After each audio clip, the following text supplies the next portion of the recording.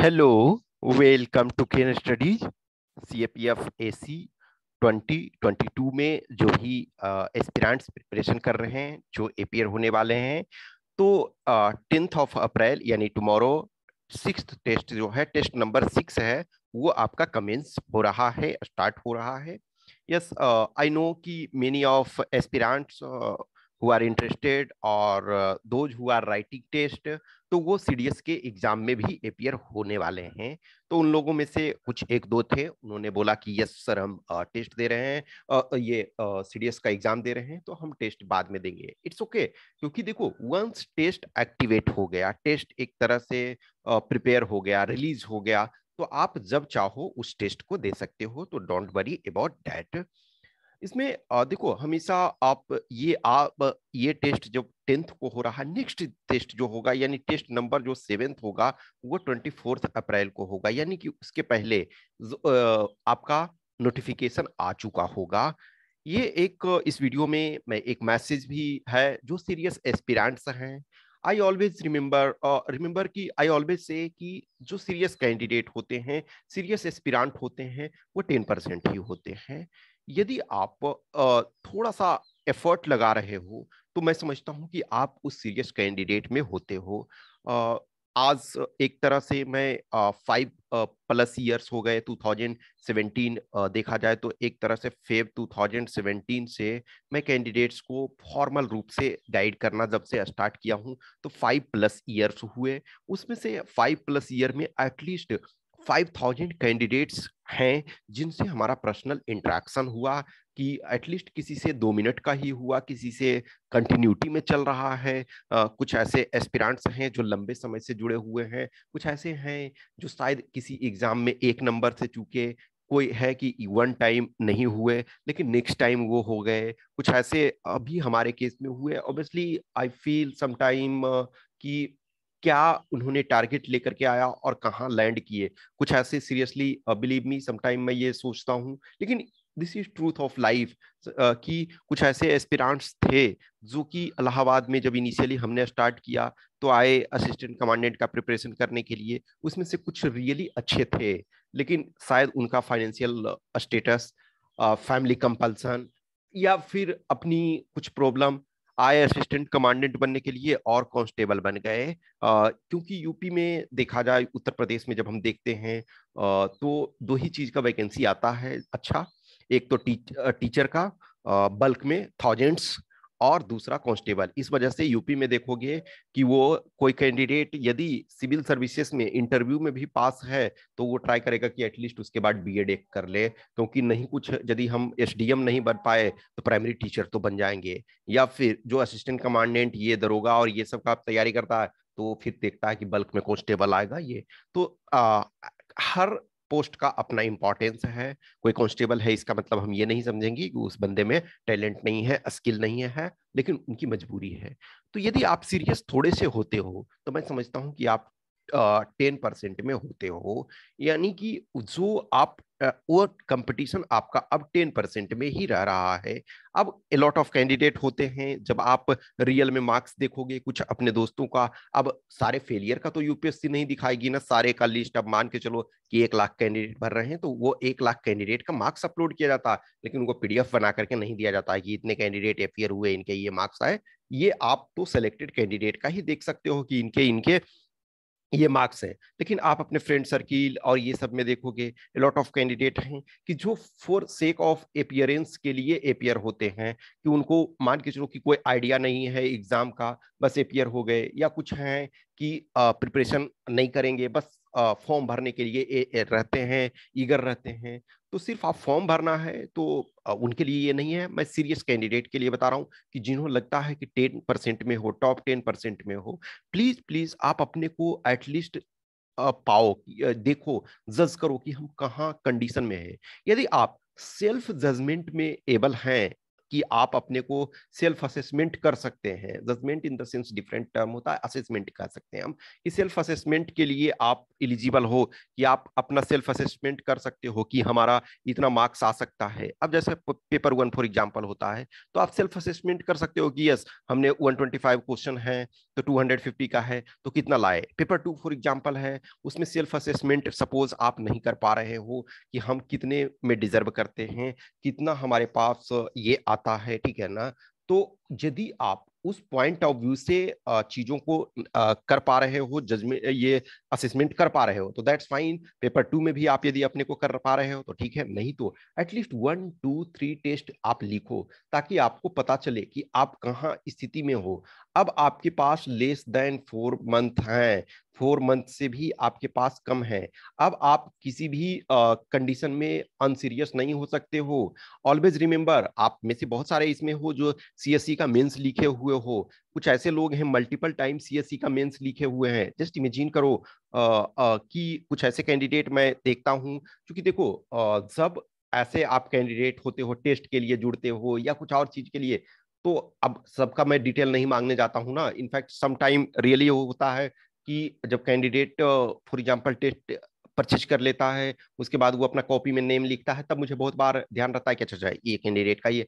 अब हाँ, फिर है कि कोई दोबारा तिबारा जब जुड़ने लगते हैं जब रेगुलर में, तो सबका मैं हाँ एज ए पर्सन के तौर पे मैं, अब अदरवाइज हर इंडिविजुअल पर्सन के हर डिटेल को हम नहीं जान सकते। लेकिन जो कैंडिडेट डीएएफ फॉर एग्जांपल फिल करते हैं, डीएएफ में भी कुछ कैंडिडेट होते हैं कि जो डायरेक्ट जुड़ना नहीं चाहते हैं, तो वो कुछ पार्ट का इंफॉर्मेशन पूछते हैं। तो मैं इन नॉर्मल हर से नेम भी नहीं पूछता हूँ, चलो ठीक है, इट्स ओके, तुम्हें आपको बताना है तो बता दो ये। लेकिन जब हम डीएएफ देखते हैं, जब फाइनल डीएएफ हमारे पास आ जाता है, तो उसमें हम देखते हैं कि कोई कैंडिडेट अच्छा सीएससी मेंस ये लिखे हुए है, सीडीएस 3 टाइम्स क्वालिफाई है, एनडीए क्वालिफाई है, या ऑलरेडी जॉब कर रहे हैं।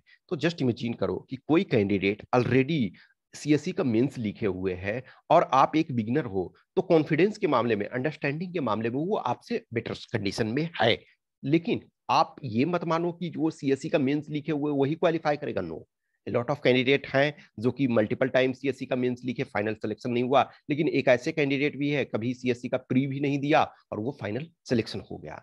तो इस एग्जाम में सबके पास इक्वल चांसेस हैं, लेकिन बशर्ते कि आप सीरियस हो। सीरियस का मतलब है कि जो सिलेबस है, एक तरह से सिलेबस देखो पूरी तरह से बाइफरकेट नहीं किया हुआ है कि इंडिविजुअली इस टॉपिक से पूछेंगे, इस टॉपिक से पूछेंगे। सीएससी का मेंस देखोगे तो उसमें प्रॉपर सिलेबस दिया हुआ है। लेकिन आप जनरली देखो 10 ईयर्स का आप प्रीवियस ईयर पेपर देखो। प्रीवियस ईयर पेपर जो है किसी एग्जाम का वो आईना है जिसमें आपको रियलिटी मिलती है। एनी मेनी टाइम आप पेपर 1 देखोगे या पेपर 2 देखोगे, कुछ ऐसे ऐसे टॉपिक ये समझ में नहीं आया, हम इसको ये मान करके चल रहे थे। तो जब आप ऐसे लिखते हो, रिपोर्ट लिखते हो, आर्गुमेंट लिखते हो, तब आपको पता चलता है कि अच्छा हम तो एक्चुअल में ये समझ रहे थे, लेकिन एग्जामिनेशन में ये है। कुछ एस्पिरेंट से जैसे बात होती है तो बोलते सर एक्चुअली ना जब मैं न्यूज़पेपर पढ़ता था तो उस पॉइंट ऑफ व्यू से नहीं देखता था, लेकिन जब टेस्ट लिखे, जब आपने फीडबैक दिया या मुझे यहाँ से फीडबैक मिला, तब हमको लगा कि अच्छा इस पॉइंट ऑफ व्यू से पढ़ना। तो ग्रेजुअली देखो हर वो फील्ड में होता है कि कहा जाता है ना कि यदि आप सक्सेस जल्दी चाहते हो तो असफलता का दर दुगना कर दो। रिसेंटली एक्चुअली मैं बैंगलोर से अभी आ गया हूँ घर तरफ। तो मैं, एक मेरा फ्रेंड है, तो ऑब्वियसली उसकी सैलरी बहुत अच्छी है, मीन्स एक तरह से हम कह सकते हैं कि उसकी सैलरी 8 डिजिट में है, मान के चलो एनुअल। तो वो कहता है देखो यार, यदि सैलरी दुगना तुरंत चाहते हो विद इन 6 मंथ, तो जिस भी कंपनी में मौका मिलता है इंटरव्यू दो और पैसे बहुत ज्यादा मांगो, कुछ ना कुछ तो तुमको देगा। हाँ, बोला कि 1 में फेल हो गए, 2 में क्या करेगा, बेइज्जत करके तुमको निकालेगा, लिटरली यही बोलता है कि यार बेइज्जत करके निकालेगा, फिर जाओ दोबारा जाओ।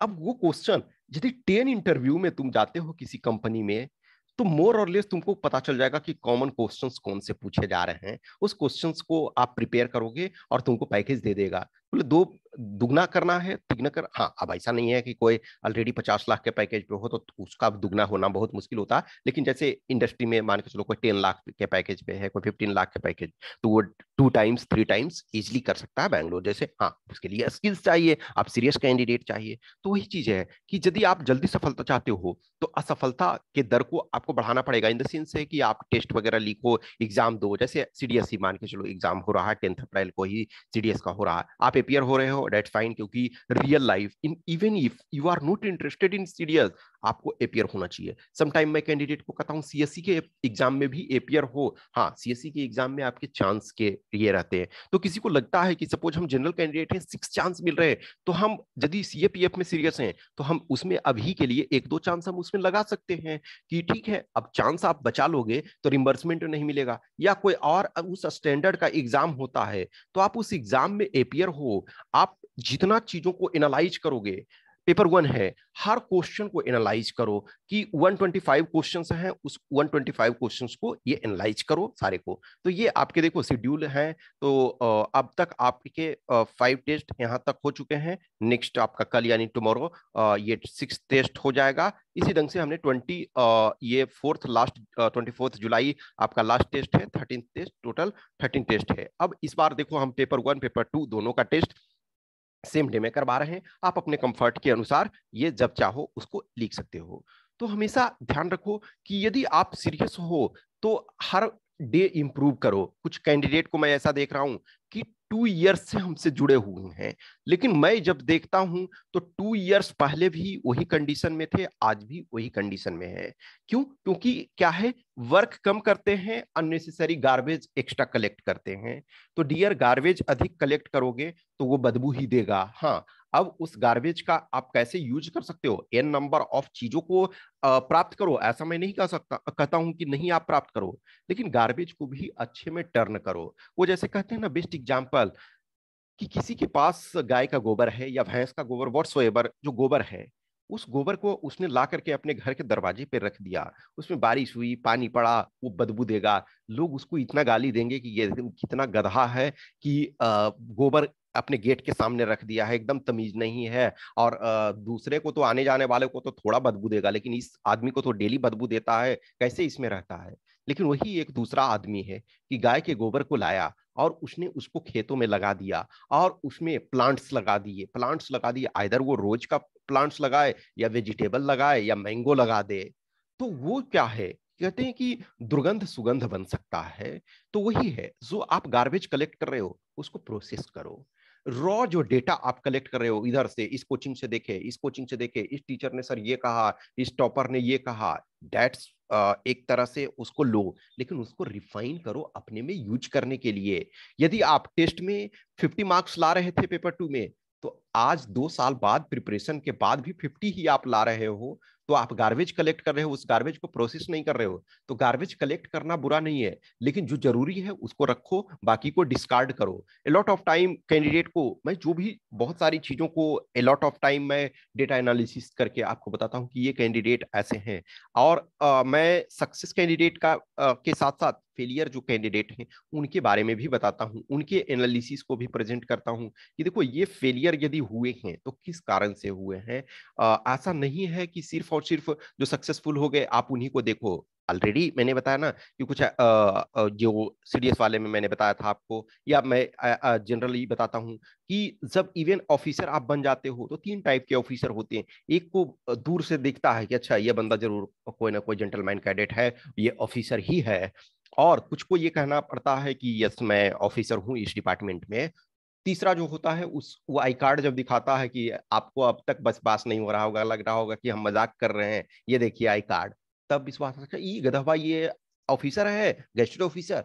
तो आप उस कंडीशन में ना आओ, अपनी पर्सनालिटी ये चीजों को करो। अलॉट ऑफ टाइम होता है ना, जब फॉर एग्जांपल कुछ कैंडिडेट टेस्ट लिखते हैं तो बहुत बार सीरियस हो जाता है, सर मैं तो इतना दिन से टेस्ट लिख रहा हूँ, मार्क्स नहीं दे रहे हो आप।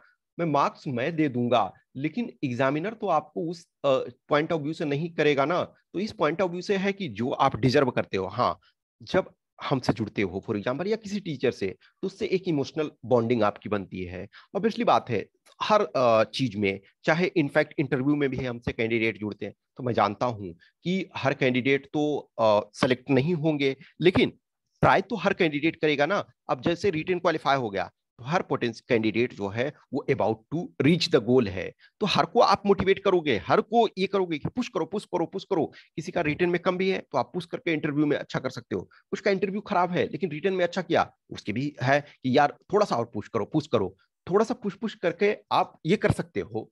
तो हमेशा जिस भी कंडीशन में हो, आप एटलीस्ट किसी से भी, मैं ऑलवेज कहता हूं कि यदि आपके कोई सीनियर, फैमिली मेंबर, ताऊ चाचा मौसा फूफा या मामा जो भी हैं यदि, या फिर बड़े भाई हैं या बड़ी बहन है, कोई भी यदि उस लायक हैं कि आपके कॉपी को चेक कर सकें, आपके टेस्ट को इवेल्युएट कर सकें, आपको वो टॉपिक दे सकें, आपको क्वेश्चन सेट करके दे सकें, आप उनसे लो। लेकिन यदि कहीं नहीं मिलता है आपको, फैमिली मेंबर में, फ्रेंड्स में, तो प्लीज आप टेस्ट लिखो। मैं हमेशा ये बोलता हूँ कि 1 टेस्ट लिखो, 2 टेस्ट लिखो। कुछ ऐसे कैंडिडेट होते हैं कि सर मैं 1 टेस्ट लिखना चाहता हूँ, लेकिन पहले मैं आपसे बात करूंगा, उसके बाद डिसाइड करूंगा। मतलब ठीक है, इट्स ओके, यदि आपके जो क्वेश्चन क्यूरी डाउट है आप मैसेज करो, मैं रिप्लाई। अब उसके बाद फिर सोचते हैं कि अच्छा सर अभी ऐसा नहीं है, मैं 3 महीने बाद, आप प्रॉपर पूछते हैं उसके बाद बोलते हैं सर 3 महीने बाद लिखना है। मुझे कोई फर्क नहीं पड़ता, मैं कभी मैसेज भी नहीं करता हूँ कि यार तुम्हारा 3 महीना डेडलाइन हो गया, क्योंकि यदि कोई सीरियस कैंडिडेट है तो वो सीरियसनेस में एक्शन लेगा। लॉट ऑफ कैंडिडेट हैं जो कि विदाउट टेस्ट लिखे हुए, एक भी टेस्ट लिखे हुए वो पास हुए। इनफैक्ट मैं खुद उस समय टेस्ट सीरीज एक्चुअली इनफैक्ट चलता भी नहीं था उतना, लिमिटेड एक आध जगह होता था, एक दो जगह। मैं, मेरे रूममेट और मैं एन नंबर ऑफ अपने बैच में जानता हूँ, या और कुछ कैंडिडेट्स भी हैं जो कि कभी रिटेन वगैरह का टेस्ट नहीं लिखते हैं। क्यों? क्योंकि वो ऑलरेडी सीएससी का मेंस लिख रहे हैं, स्टेट पीसीएस का मेंस लिख रहे हैं, या उनका एकेडमिक्स बहुत अच्छा है। तो कोई जरूरी नहीं है सबके लिए टेस्ट लिखना, लेकिन आपको लगता है कि हम थोड़ा सा एफर्ट पुट करें, थोड़ा सा हम अपने में दें, तो हम सेलेक्ट हो सकते हैं, तो प्लीज उस पर अपना एनर्जी लगाओ। कुछ भी क्वेश्चंस, क्यूरी, डाउट्स होता है रिलेटेड टू, तो आप इस व्हाट्सएप नंबर 8527146498 या फिर इस टेलीग्राम नंबर 7404909669 पे संपर्क कर सकते हो। टाइम जो भी है उसका सदुपयोग करो, कि क्योंकि वो जो कहते हैं ना कि टाइम ही है वो लीनियर है। मनी आपका, सपोज आप कहीं जा रहे थे बट वो आपका खो गया, तो आप पैसे कहीं से अर्न कर सकते हो फिर से।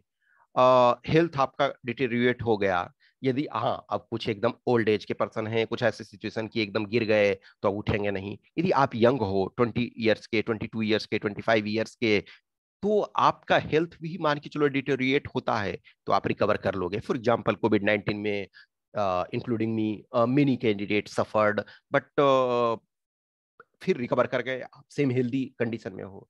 लेकिन टाइम वंस आपका बीत गया, फॉर एग्जांपल जो मैं कहता हूँ ना, मैं अपने केस में भी बहुत बार चीजों को कहता हूँ कि देखो कुछ कैंडिडेट ऐसे होते हैं जिनके पास टाइम होती है तो अंडरस्टैंडिंग नहीं होती है, कुछ कैंडिडेट ऐसे होते हैं जिनके पास अंडरस्टैंडिंग होती है तो टाइम नहीं होती है।